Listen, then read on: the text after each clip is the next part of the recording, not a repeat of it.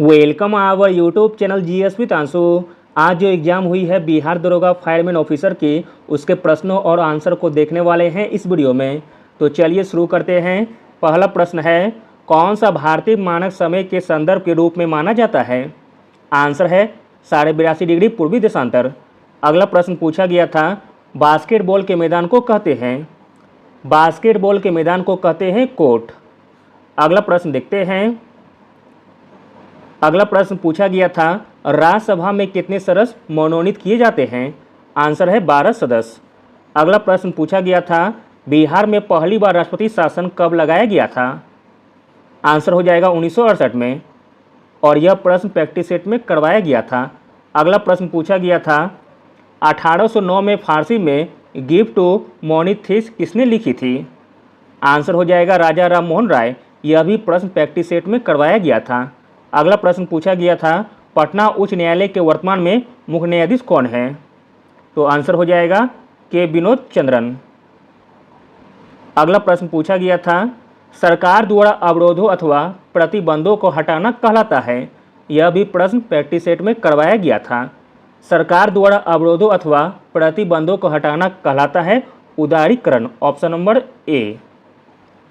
अगला प्रश्न पूछा गया था, सतलज और काली नदियों के बीच स्थित हिमालय के भाग को डैश कहा जाता है?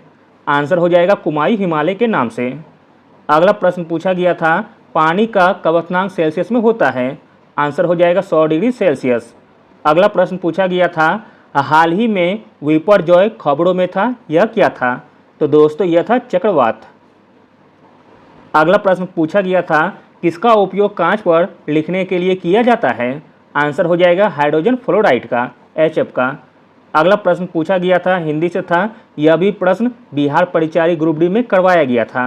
गागर में सागर भरना मुहावरे का अर्थ है?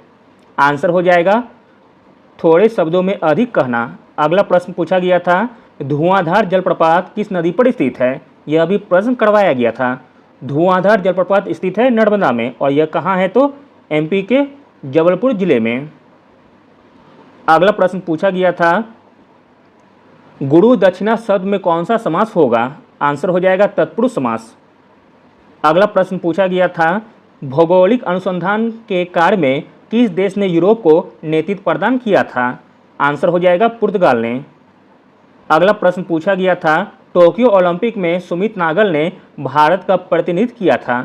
तो प्रतिनिधित्व किया था टेनिस खेल में। ऑप्शन नंबर ए हो जाएगा। अगला प्रश्न पूछा गया था, which of the following is not the member of G20? तो उसमें ऑप्शन का आंसर हो जाएगा बांग्लादेश, जो कि G20 का मेंबर नहीं है। अगला प्रश्न पूछा गया था, प्रायद्वीपीय पठार की सर्वोच्च चोटी है? आंसर हो जाएगा अनायमुदी। यह भी प्रश्न करवाया गया था बिहार दरोगा का प्रैक्टिस सेट में। अगला प्रश्न पूछा गया था, राष्ट्रपति लोकसभा को कब भंग कर सकता है? ऑप्शन का अनुसार हो जाएगा प्रधानमंत्री।